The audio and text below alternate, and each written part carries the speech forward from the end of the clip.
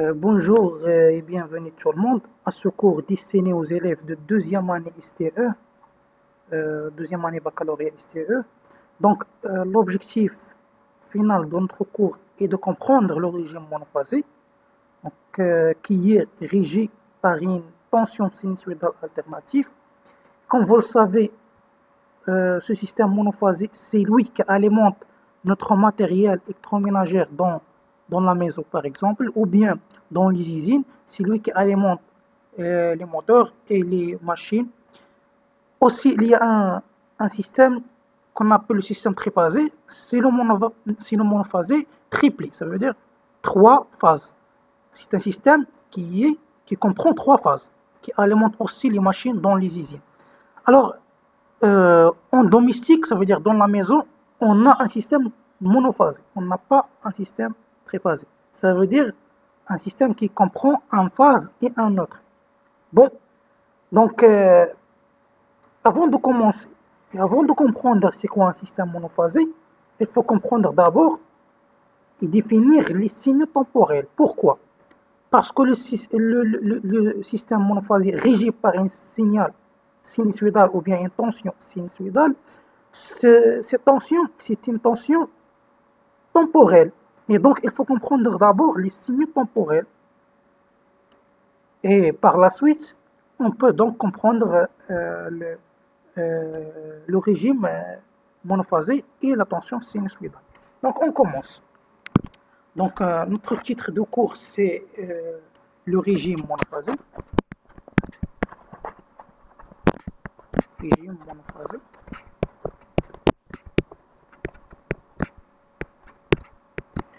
Donc, la première chose dans ce cours qu'on va voir, partie 1, on va voir les signaux temporels.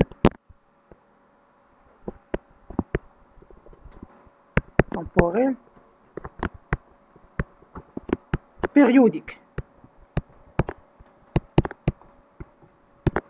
Signaux temporels périodiques. Partie 1. Bien. Alors, c'est quoi un signal temporel ou bien les signaux temporels?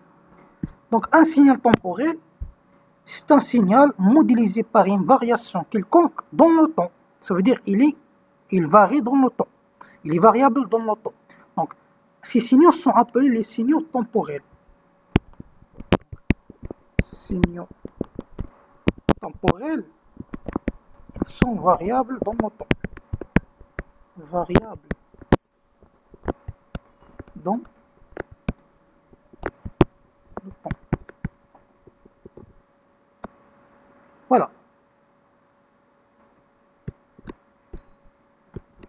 Alors, par exemple, un signal EMG ou bien ECG, ce sont des signaux qui sont à l'intérieur de notre corps. Par exemple, le signal EMG, électrocardiogramme, c'est le signal du corps. Donc, le battement du corps, c'est un signal EMG. Ou bien, je m'excuse, ECG. C'est un signal électromyogramme. Donc, c'est un signal temporel, ECG. Il y a aussi le signal EMG. C'est le signal qui est envoyé depuis le cerveau vers les muscles. C'est un signal qu'on appelle EMG. Donc, ces signaux sont aussi des signaux temporels. Et aussi le signal, par exemple, sinusoïdal, le signal triangulaire, rectangulaire et ainsi de suite. Alors, je trouve ici deux catégories. Il y a des signaux temporels qui sont aléatoires, il y a des signaux qui sont périodiques. Donc, il y a des signaux aléatoires, il y a aussi des signaux périodiques. Vous voyez bien que le signal EMG ou bien ECG n'a pas de fréquence exacte. Ça veut dire que le battement de corps peut varier. Aussi, le signal EMG peut varier son amplitude, sa fréquence. D'abord, la fréquence du signal EMG n'est pas fixe. Donc, le signal émetté a une fréquence qui est entre 5 et 500 Hz. Donc là, on dit que ces signaux sont des signaux aléatoires. Ils sont des signaux qui n'ont pas une fréquence fixe. Et donc, ils ne sont pas périodiques, mais ils sont des signaux temporels aléatoires. Par contre, le signal, par exemple, qu'on a dans la maison, c'est un signal sinusoïdal alternatif périodique. Il a une période et une fréquence fixe. Donc, on ne s'intéresse pas aux signaux aléatoires, mais plutôt aux signaux périodiques, puisque le signal alternatif sinusoïdal qu'on utilise, c'est un signal périodique. Alors, les signaux périodiques, c'est quoi un signal périodique? Donc, signaux périodiques, qui sont leurs caractéristiques. Voilà. Donc, premièrement, les signaux périodiques sont caractérisés par une forme d'onde. Donc, ils sont caractérisés tout d'abord par une forme d'onde. Forme d'onde. Ça veut dire qu'on peut trouver des signaux qui ont une forme d'onde sinusoïdale, là, ou bien carré, ou bien triangulaire, rectangulaire, ainsi de suite. Donc, la forme d'onde, c'est la représentation graphique d'un signal. C'est la représentation graphique d'un signal. Voilà. Aussi, la valeur instantanée.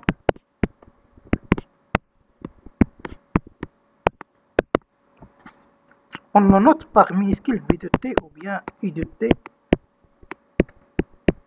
C'est la valeur instantanée d'un signal. Ça veut dire, lorsque, par exemple, je représente un signal sinusoïdal dans l'axe du temps, donc je dis par exemple combien la valeur dans un instant, par exemple t0, ici par exemple, qui est l'amplitude de ce signal. Donc je peux le trouver grâce à la valeur instantanée qui est régie par une équation mathématique. Voilà. L'équation mathématique selon le type du signal. Si les sinusoïdal, donc la fonction mathématique sera une fonction sinusoïdale. Donc on va voir en détail donc la valeur instantanée et la représentation temporelle d'un signal sinusoïdal. Il y a aussi la valeur ou bien l'amplitude max, valeur ou bien amplitude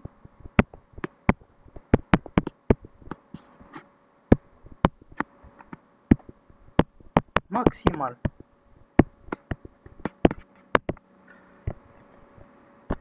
Donc, l'amplitude maximale d'un signal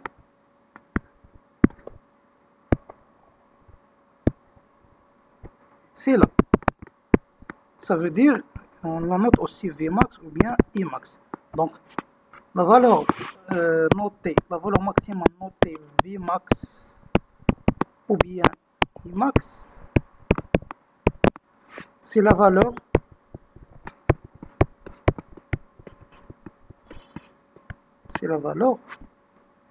d'amplitude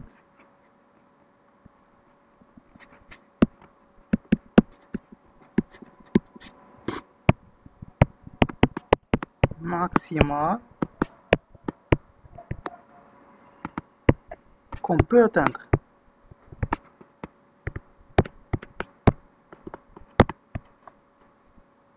Voilà. Ici, donc, c'est ça Vmax. C'est l'amplitude maximale. Il y a aussi la valeur efficace. Alors, c'est quoi la valeur efficace? Donc, si je trace un signal, par exemple, il a une valeur max. La valeur efficace, c'est la valeur max. La valeur efficace, notée efficace, égale la valeur max, c'est dire racine de 2. Par définition, c'est ça la valeur efficace. Par exemple,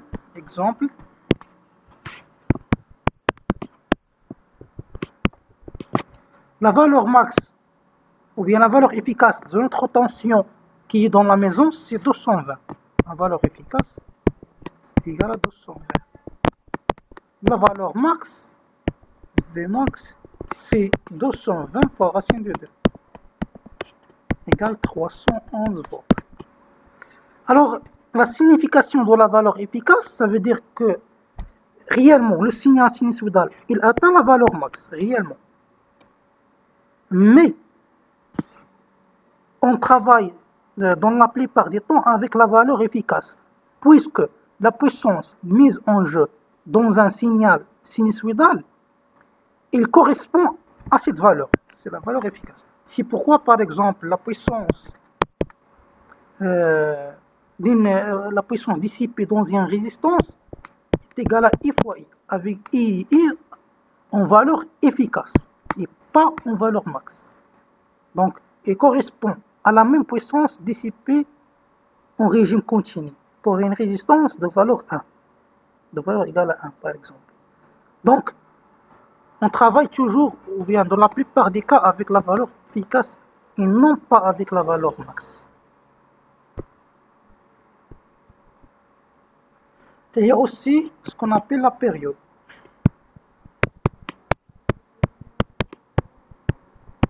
La période T.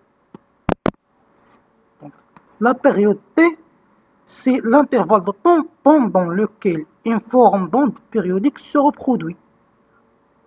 Voilà.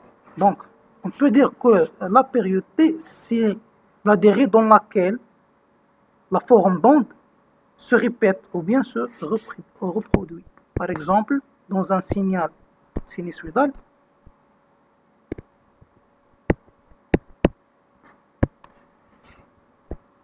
la période T, c'est de là à là.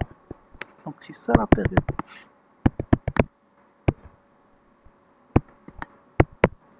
En secondes. Donc, T en secondes.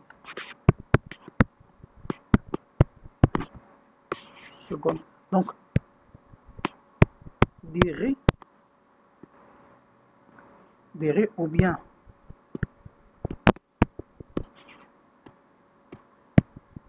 intervalle de temps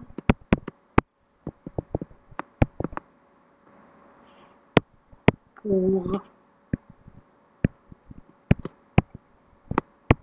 qu'un signal se répète.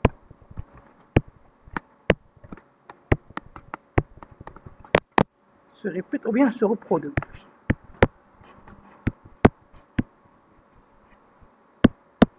Donc c'est ça la période.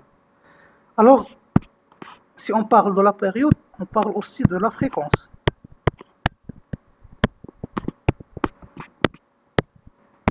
La fréquence, notée F, et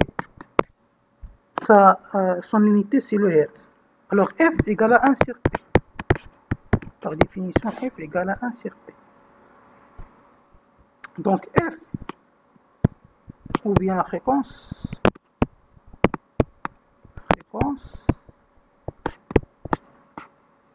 c'est le nombre de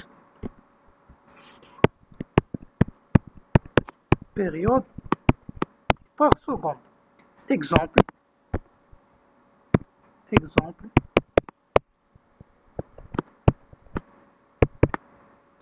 Dans la maison, par exemple, le signal qu'on a une fréquence de 50 Hz. F égale 50 Hz.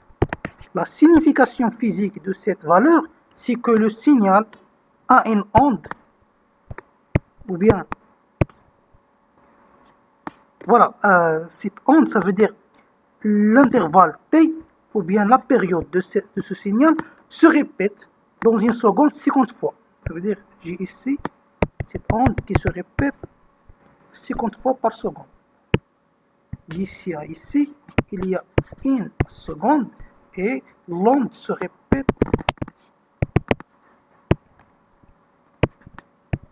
50 fois. Voilà. Et donc l'onde se répète 50 fois. C'est bon. Donc c'est ça la fréquence, la signification physique de la fréquence. On a aussi la valeur moyenne. Quelque chose qui est très important, c'est la valeur moyenne. Alors, si j'ai un signal, par exemple, qui est comme ça, un signal alternatif, il a une amplitude positive et une autre négative. Donc, ça c'est V de T. Alors, la valeur moyenne notée comme ça, V moyenne égale, c'est la valeur amplitude moins la valeur l'air, c'est l'air de ce qu'on appelle l'amplitude positive et l'air de l'amplitude négative, la surface. L'air c'est la surface. Donc c'est la surface de l'amplitude négative, l'amplitude positive. Donc c'est A plus moins 1 moins sur 2. Donc l'air de l'amplitude positive moins l'air de l'amplitude négative. Mathématiquement, V moyen égale 1 sur T, l'intégrale de 0 jusqu'à T de V de T, dt. Donc ça, mathématiquement, c'est l'intégrale. Donc, normalement, la valeur moyenne, ça veut dire si ce signal était continu, comment doit être sa valeur? C'est ça la signification. Ça veut dire si on transforme ce signal qui était alternatif en un signal continu, qui est sa valeur, ou bien quelle valeur doit atteindre. Pour un signal, ça c'est une observation très importante, pour un signal alternatif,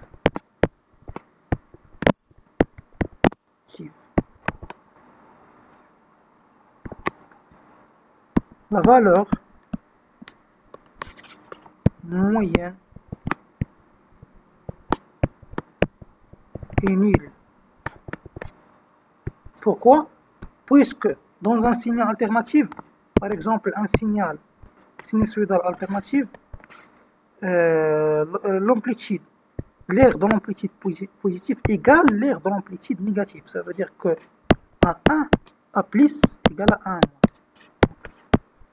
V moyen égale à A plus moins 1 moins sur 2 égale à 0. Puisque A plus égale à 1 moins, c'est 0. Donc c'est toujours un signal alternatif, la valeur moyenne d'un signal alternatif est égale à 0, il est nul. Et c'est aussi le cas pour le signal sinusoïdal. Sa valeur moyenne est nulle. Donc ça c'est ce qui comprend les signaux temporels et les signaux périodiques.